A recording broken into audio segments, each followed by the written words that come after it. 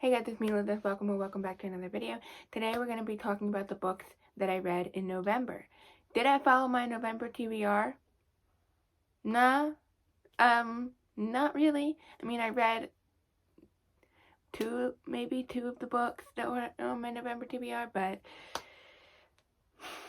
I had a November TBR and just chucked it out the window because a book came in and took over my life for the month of November. Yay! So let's get into the books that I read.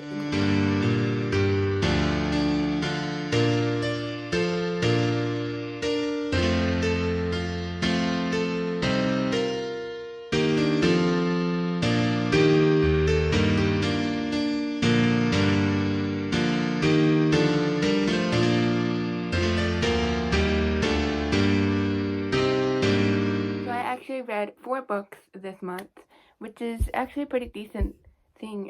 There's a lot of months this year that I didn't do too great.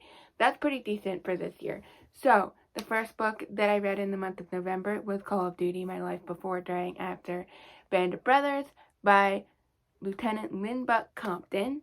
This book was phenomenal. I love it. It was so good. Personally, I love reading books about a specific person when it comes to history. Like, it's so much fun when it's about a specific person, and even more fun when it's written about the person that it's about. So, like, this was just so much fun to learn about Lieutenant Lynn-Buck Compton. Obviously, I love everything connected to the Band of Brothers, so of course I loved it. But I just loved learning his perspective of the whole thing and all of this stuff. It was just so interesting. He, like, obviously we started from when he was a kid, or when he was born or whatever, all the way up until he's an old person. But it was just really interesting because during the whole, like, during a lot of the parts where he would talk about Band of Brothers, he would mention little things about the TV series by HBO. He would mention little things like this didn't happen, or they portrayed my character slightly wrong in this way, and it was just so interesting. And the actor Neil Donahue or something like that actually plays him in the show, he would talk to Lieutenant Lynn-Buck Compton all the time, trying to get his character right, and just they would communicate a lot. And there's like a little thing at the end that he wrote, and it was just so good. It was so interesting. I loved it. I love history. I'm one of those strange, very non-existent people that likes to read history books. So this was very much fun to me.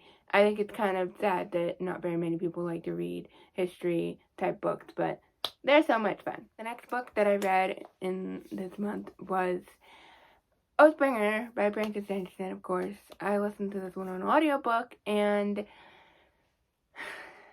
I forgot to mention, the last book was a 4.75 stars. This one, obviously, it's the Stormlight Archive. It gets a 5 stars. It's actually a 6 stars, but, actually, it might be my favorite in the Stormlight Archive. I'm not sure. I think I've officially coined this one as my favorite, but it's kind of hard because, they're all amazing. Basically, how it goes is, I read the first one, Way of Kings. It was like a 6-star book, right? Then I read the second one, and it was better than the first one, so obviously another 6-star book, right? But it's insane because they just keep getting better, and it already started out as 6 stars. So, I don't know what that tells you, but let's just say that the Stormlight Archive is absolutely insane. And my plan for next year is to read Rhythm of War, because the 5th book is supposedly coming out next year, so I hope it does, and I'm really excited for when it does, and I'm hoping that I will have them all read by the time. And because it's coming out next year and I'm reading Rhythm of War next year, I'm hoping that it'll be kind of close to when it comes out, so that it'll be completely fresh in my mind. And I'm one of those people that can read books a little bit further apart and still remember. Obviously if it's a long time, I should reread something, but I'm not one of those people who has to read them back to back to back.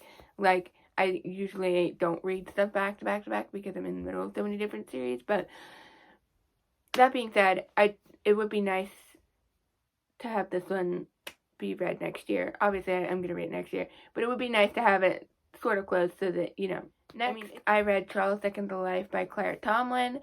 I did listen to this one on audio as well, and this book was so good. I loved learning about Charles Dickens. I knew a few things about him, a few like things that a lot of people know, like his father was in debtor's prison, he had to work when he was really young, and all of this stuff. Like, I knew a few things about him, but overall I didn't know everything about his general life, and I loved it. It was really good. I love learning about Charles Dickens. If you don't already know, Charles Dickens is basically my favorite classic author, one of my favorite authors of all time. So I needed to learn more about the guy because I like the guy a lot. So yes, this was very interesting. It didn't really go the way I was expecting. I don't know what I was expecting exactly. I was expecting like it to really early on for him to be like not a great person because I've heard things from other people. But like throughout most of the book, he was a fairly decent person. And even towards the end of his life, like according to this book, that is, he wasn't necessarily like it didn't paint him as a horrible person per se. I mean, there were some things he did that weren't great towards the end of his life, but for the most part, like what I thought he was gonna be didn't really happen. If that makes sense. I heard that he was like really not great towards his family and blah blah blah, all of the stuff, which I think towards the end of the situation that goes down, maybe he was less whatever, but this book kind of just like goes through like at one point in his marriage to his wife Catherine, he's like not really feeling it anymore, whatever you want to call it. He's not in love with her anymore. And he's just like, he kind of just wants to get out of this situation. So eventually they end up getting divorced. And, the last book I read in the month of November is Murtagh by Christopher Paolini. Obviously, I love this book to death. 6 stars. Amazing, amazing book. I loved it.